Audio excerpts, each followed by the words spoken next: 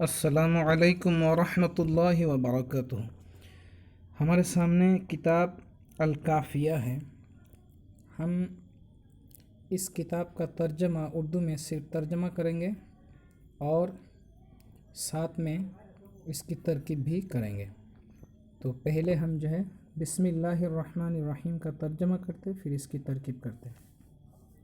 بسم اللہ الرحمن الرحیم، اللہ کے نام سے شروع جو بڑا مہربان رحم والا۔ تو اس کی ترکیب ہوگی با حرف جار، اسم مضاف، اس کے بعد لفظ اللہ، اس کو ہم کہیں گے اسم جلالت۔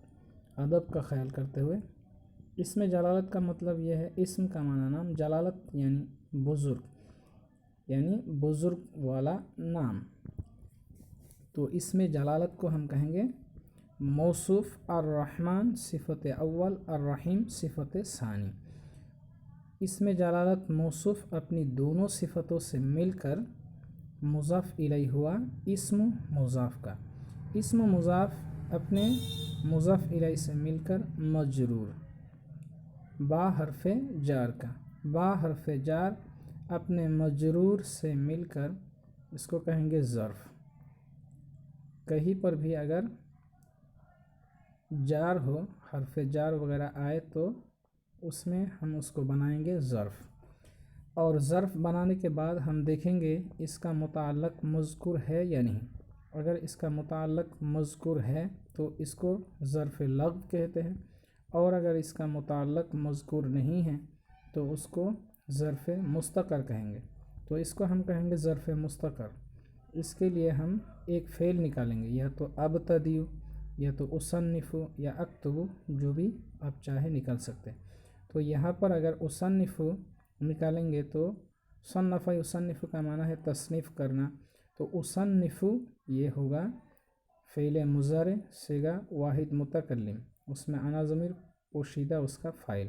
اصنف فعل اپنے فاعل اور ظرف مستقر سے مل کر جملہ فعلیہ خبریہ ہوگا لفظاً، لیکن یہ ایک دعا ہے اور انشاء کی قسم میں آپ نے پڑھا، تو اگر اس کو ہم دعا مانتے ہیں تو ایسی صورت میں اس کو مانن انشائیہ کہہ سکتے ہیں۔ اور اگر یہاں پر ابتدیو نکالیں گے تو ابتدیو فعل مضارع ہوگا، اس کا معنی ہوگا اللہ کے نام سے میں شروع کر رہا ہوں۔ اور اگر اصنف نکالیں گے تو اس کا معنی ہوگا اللہ کے نام سے میں تصنیف کر رہا ہوں۔ اور اگر اکتب نکالیں گے تو ایسی صورت میں اس کا معنی ہوگا اللہ کے نام سے میں لکھ رہا ہوں۔ جو بھی اس کا متعلق نکالیں گے تو وہ صحیح رہے گا۔ لیکن اس میں ایک بات جو مفید رہے گی، فائدے سے خالی نہیں ہے، اس کو آپ یاد کریں، یعنی کہیں پر بھی اگر اس طرح جار ہو، جار اور مجرور ہو تو اس کو ہم ظرف بناتے ہیں، اور ظرف بنانے کے بعد ہم اس کے لیے ایک متعلق ڈھونڈیں گے۔ یعنی کہیں پر بھی حرف جار ہو تو اس کے ساتھ کسی نہ کسی کے ساتھ تعلق رہے گا، اور جس کے ساتھ تعلق ہوگا اس کے لیے مشتق ہونا ضروری ہے، تو ہم یہاں پر مشتق نکالیں گے۔ لیکن یہاں پر ہم فعل ہی کیوں نکالیں گے، اسم کیوں نہیں نکالیں گے؟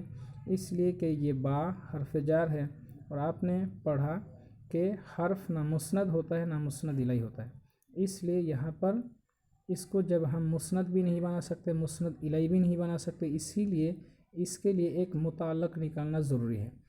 تو جب ہم کسی متعلق کو اسم بنائیں گے تو ایسی صورت میں وہ اسم یا تو مسند ہوگا یا مسند الیہ ہوگا، تو ایسی صورت میں وہ جملہ نہیں ہو سکتا ہے۔ اور جملہ ہونے کے لیے یا تو وہاں پر ایک اسم اور ایک فعل، یا تو دو اسم کا ہونا ضروری ہے۔ تو جب ہم یہاں پر کسی اسم کو نکالیں گے تو ایسی صورت میں وہ یا تو مسند ہوگا یا مسند الیہ ہوگا، یعنی جملہ ہونے کے لیے کافی نہیں رہے گا۔ اس لیے ہم یہاں پر ایک فعل نکالیں گے جو فعل مسند بنے گا، اور اس فعل کا جو فاعل ہوگا تو اس کو بنائیں گے مسند الیہ، تو ایسی صورت میں وہ ایک جملہ مکمل جملہ ہو جائے گا۔ لہٰذا جب اس کو ہم نے کہا یہ ظرف ہے تو اس کے لیے ایک متعلق نکالیں گے، اور وہ متعلق جب یہاں مذکور نہیں ہے، اگر متعلق مذکور نہ ہو تو ایسی صورت میں اس ظرف کو ظرف مستقر کہیں گے، اور اگر متعلق مذکور ہوتا تو ہم اس کو ظرف لغو کہتے۔ اتنی بات آپ ذہن نشین کر لیں۔